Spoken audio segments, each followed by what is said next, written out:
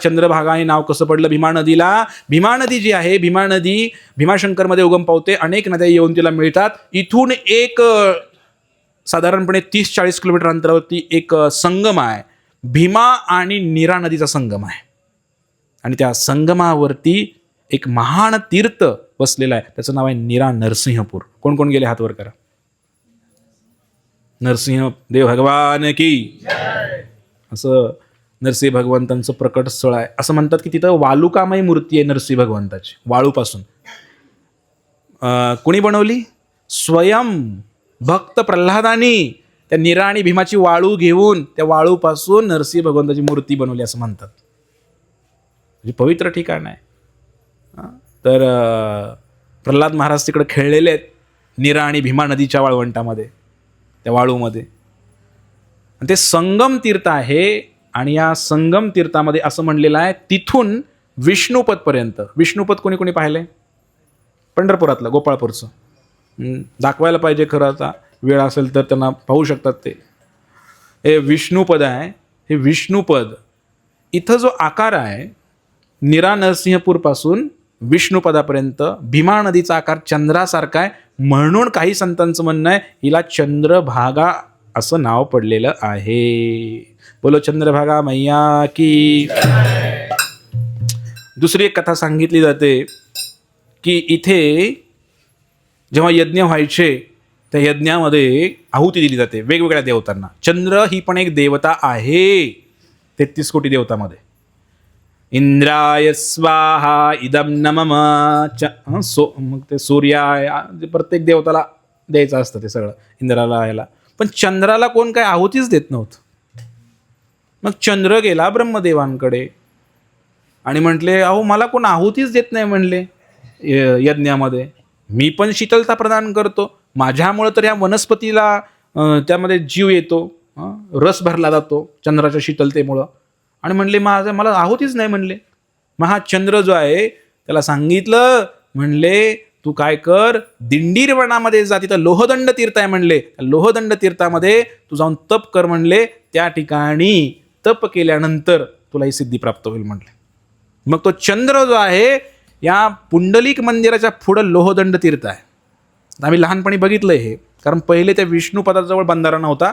जे काही पाणी यायचं ते जायचं असं वाहून खाली सगळं. आणि कधी कधी उन्हाळ्यामध्ये नदी कोरडी पडायची, तर ते लोहदंड तीर्थ दिसतं. एक पुंडलिक मंदिराच्या पुढं असा एक चबुतर आहे बघा, बघितलंय? कोणी कोणी बघितलंय? दगडाचा मोठा चबुतर आहे. ते सूर्यकुंड तिथंच आहे. ते चंद्रकुंड, सोमकुंड, सूर्यकुंड, लोहदंड तीर्थ. ती वेळ मिळाला तर सांगेन मी. तर सगळी तीर्थ तिथं आहेत त्या पुंडलिक मंदिराच्या पुढे.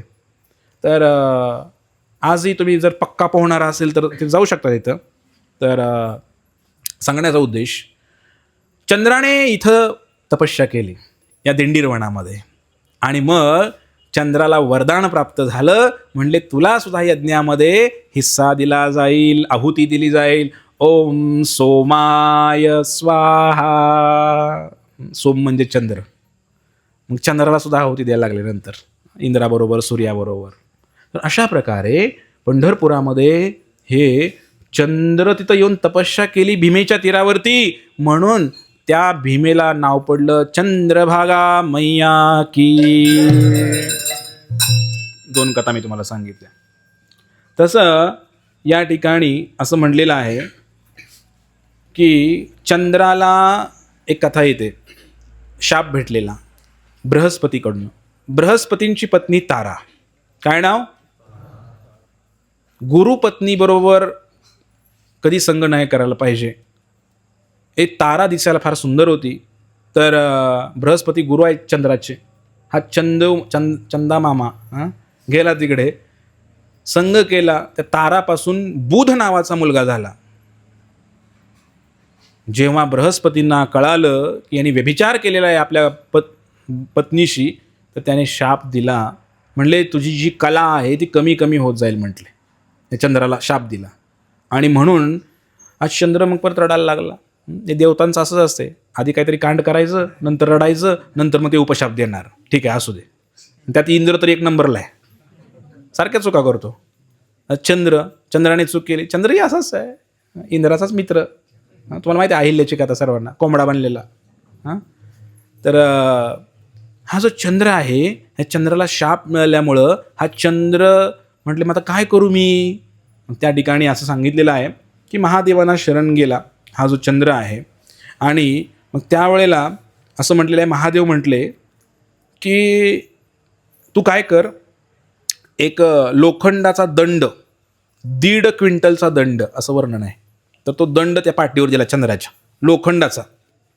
आणि तो दंड 1.5 क्विंटलचा घेऊन ते म्हणले पूर्ण जेवढी तीर्थ या ब्रह्मांडामध्ये आहेत, पृथ्वीवर नाही म्हणत मी, ब्रह्मांडामध्ये जेवढी तीर्थ आहेत तिकडं सर्वत्र फिरायचं.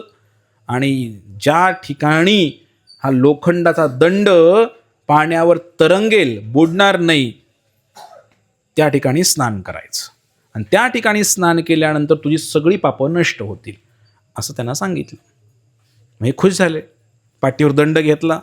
मग सुरुवात केली त्यांनी.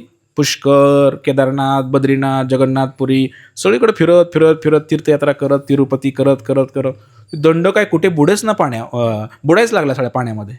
पाण्यावर काय तरंगेच ना तो दंड. मग सगळं भारत भ्रमण झालं, ब्रह्मांड सगळं फिरलं तर चंद्र, पण ती दंड सगळीकडे बुडायचाच पाण्यामध्ये. आता मात्र वैतागला आणि पंढरपूर काय जास्त त्याच्या लक्षात नव्हतं. पंढरपूर नव्हतंच तेव्हा, तर काय लक्षात असणार.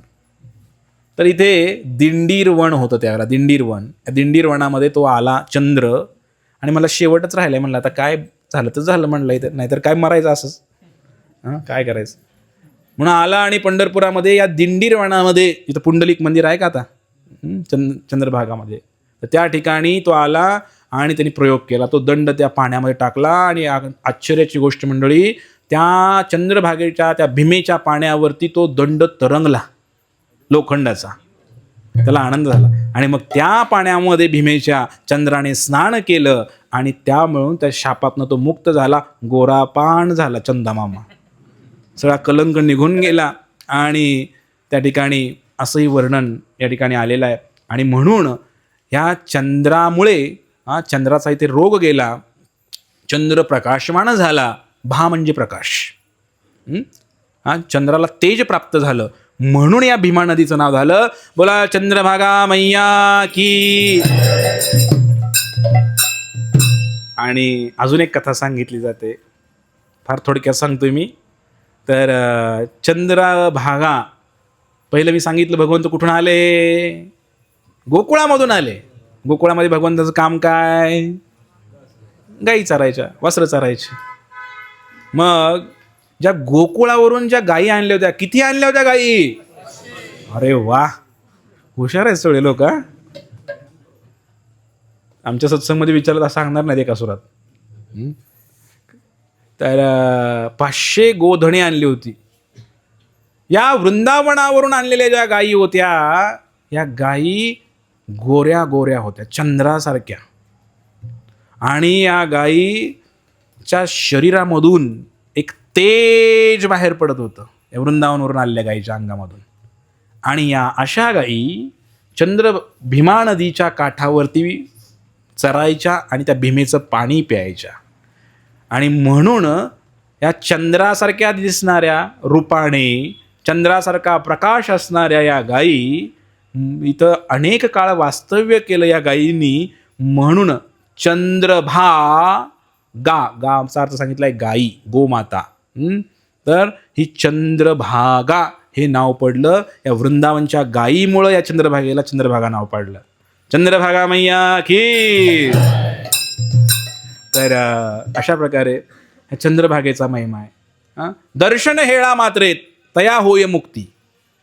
असं म्हणलंय की गंगेपेक्षा, गोमतीपेक्षा, यमुनेपेक्षा चंद्रभागेचं महात्म्य जास्त आहे. चंद्रभागेमध्ये जर स्नान करण्याची संधी नाही भेटली तर म्हणले दर्शन हेळा मात्रे. जर फार गर्दी आहे, पाणीच घाण आहे, काय तुमच्या मनात जे काय असेल ते तुम्ही काय याला जवळच गेला नाही, फक्त लांबून दर्शन जरी केलं चंद्रभागेचं, तया होय मुक्ती, मुक्ती प्राप्त होईल म्हणले तुम्हाला. आणि जर यदा कदाचित चंद्रभागेमध्ये जर डुबकी मारली तर भक्ती प्राप्त होईल.